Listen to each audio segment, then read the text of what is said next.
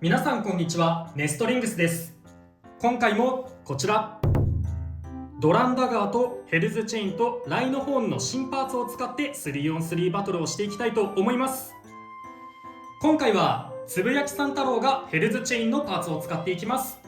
そしてチョメマルがライノホーンのパーツを使ってバトルしていきます。それではやっていきましょう。いきましょう。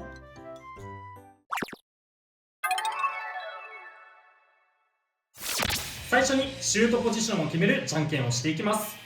最初はグー、じゃんけんぽい。じゃあこっちで OK。 お互いのファーストベイ、せーの、じゃん。ヘルズチェイン 560T。 シャークエッジ 360S。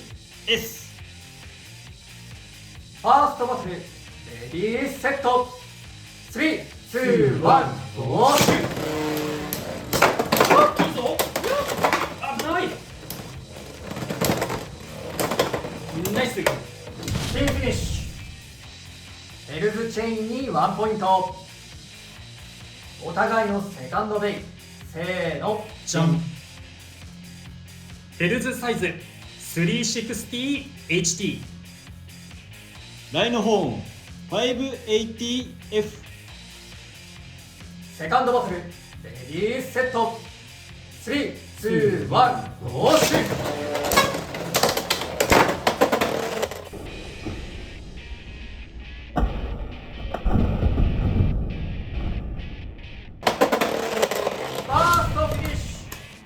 ライノホーンに2ポイント。やった。見えなかったけどカウンターしたってことなんだよね。おそらく早すぎてわからんかったぜ。でも HT か、硬いビットがカウンターでバーストされたってことだね。そう、ビットだけが飛んでったな。まあちゃんとディフェンスはしてるってことだね。そうだね、カウンターはしっかりしてるってことかもしれない。お互いのサードベイ、せーの、じゃん。ナイトシールド 460B。 コバルトドレイク 560N。 ハゲてます。サードバトル、レディーセット、3、2、1、ゴーシュー。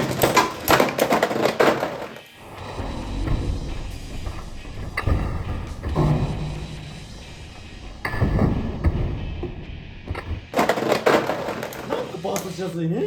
ァーストフィニッシュ。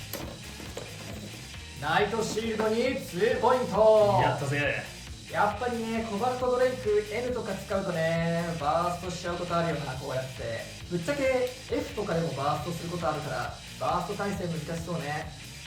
3試合で勝敗が決まらなかったのでデッキの順番を変えて4試合目をやっていきます。お互いのフォースベイ、せーの、じゃん。ヘルズチェインシャークエッジ。フォースバトル、レディーセット、3、2、1、ゴーシュー。オーバーフィニッシュ。ヘルズチェインに2ポイントということで、この 3on3 バトルの勝者はつぶやきさん太郎。やったぜ。チェインアタック力あるかもしれん。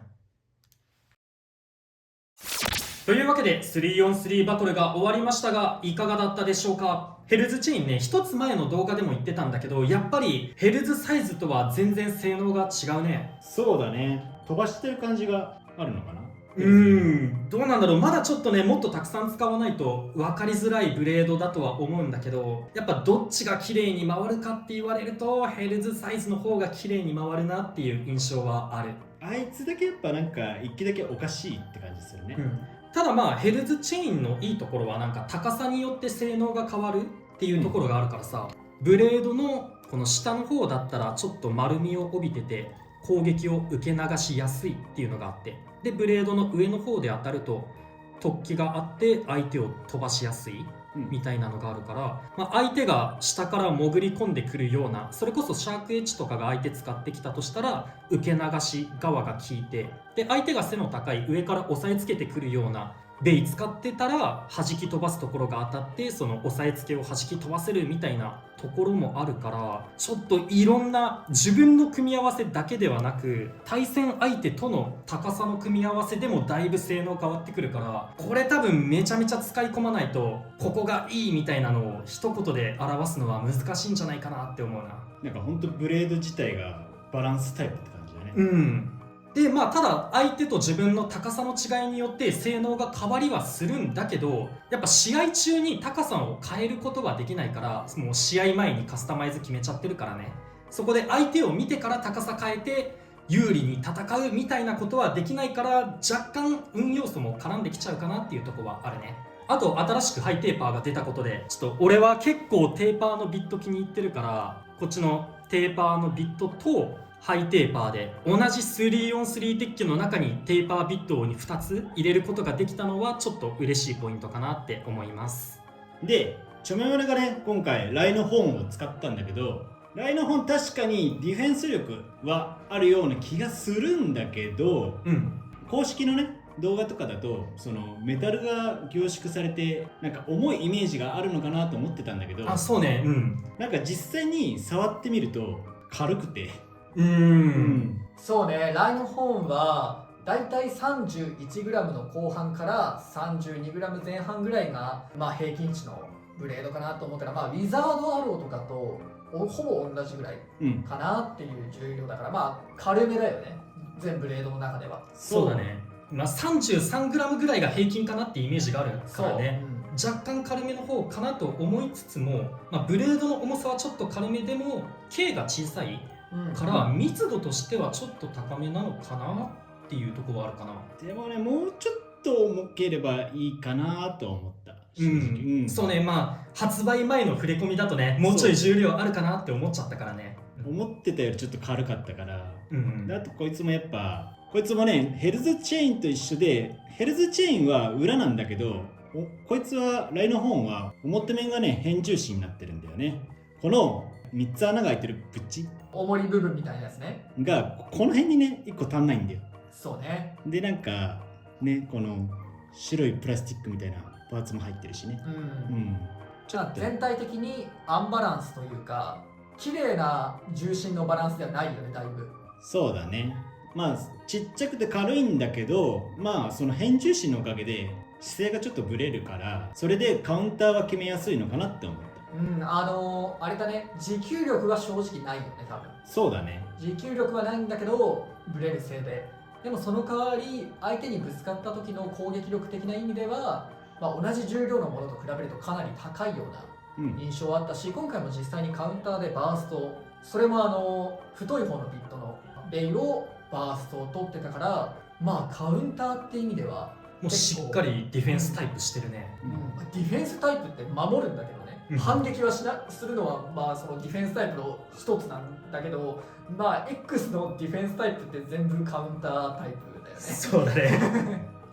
強さ的にはねそんなに強くはないんだけど、そうだね。個人的にはでも嫌いじゃないかなと思う。で最後にビットなんだけど、ビットはねちょっと難しいビットだなって正直思う。シャークエッジに履かしてやってみたんだけど、正直その動画内でそんなにコンセプトを見せれてないから何とも言えないんだけど、もしシャークエッジに履かせるんだったら、前も自分使ってたオーブの方が姿勢崩れて反撃しやすいし、そっちの方がいいのかなって思ったかな、スパイクよりかは。姿勢自体は崩れてはいるんだよね、そのスパイクでも。ニードルとかハイニードルとはまた角度が違うから、倒れる角度によってそのラチェットがどれだけ攻撃しやすいか、持久力がどれだけあるかっていうのは多分変わると思うんだけど、今回はちょっとあんまりいいとこは見れなかったなっていう感じはするね。確かにでも総合的な評価で今のこの段階でね思うと、確かに言われた通りシャークとかにつけるならオーブの方が安定性と強さはあるかなっていうのは正直思っちゃうね。そうなんだよね。なのになんでオーブは再録してくれなかったのかなってね僕は思うんですけど、そうなんだよね。今回ね一応580はドランダガーの方に580が再録されたね。でヘルズチェーンの方に560、とあとローフラットか。そうだからまあ確かにこのどっちかにオーブを入れてほしかったっていう欲はあることにはあるよね。購買欲を分散させるんだったらチェーンの方にオーブ入れてくれた方がそうだあれだねね。ヘルズチいい感じにェーンの方のセットって実はそのランダムブースターで手に入るパーツってローフラットだけうんなんだよね。だから560はレオンクローで手に入るパーツだから実はローフラット以外はヘルズとハイテーパー以外はまあスターターで買えるというかブースターとかで買えるパーツが多くて、ドランダガーの方はね580はバイパーテールの01を当てなきゃ手に入らなくて、かつシャークエッジっていうレア枠も入ってるから、その全体で見るとドランダガーの方がそのすごいバリューが高いというか価値がちょっとねね、うん効果に高く感じちゃうんだよね、うんだからこそそう感じさせないためにもオーブがねそうそのヘルズチェーンの方にあると確かにバランス良かったかもしれないね。そうランダムのビット2つと向こうはラチェットとブレードと。うんそうだね。まあいつかねオーブは再録してくれることを信じて特にオーブ結構さ大会とかでも使ってる方多かったから、うん使うパーツだと思うんだよ。そうだねだからこそ再録してほしいし、持ってるけど俺とかつぶやきさん太郎も、うんでも1個だけなんだよね。うんだからこれが何らかしらのアクシデントで破損した時に替えが利かないから、まあ確かに再録してほしさはかなり高かったよね。そうねまあ、特に580入れるならねうんってのは確かに感じちゃうね。というわけで皆さんもヘルズチェーンとライノホーン買って遊んでみてください。この動画が良かったらグッドボタンとチャンネル登録をよろしくお願いいたします。それでは次の動画でまた会いましょう。バイバーイ。バイバーイ。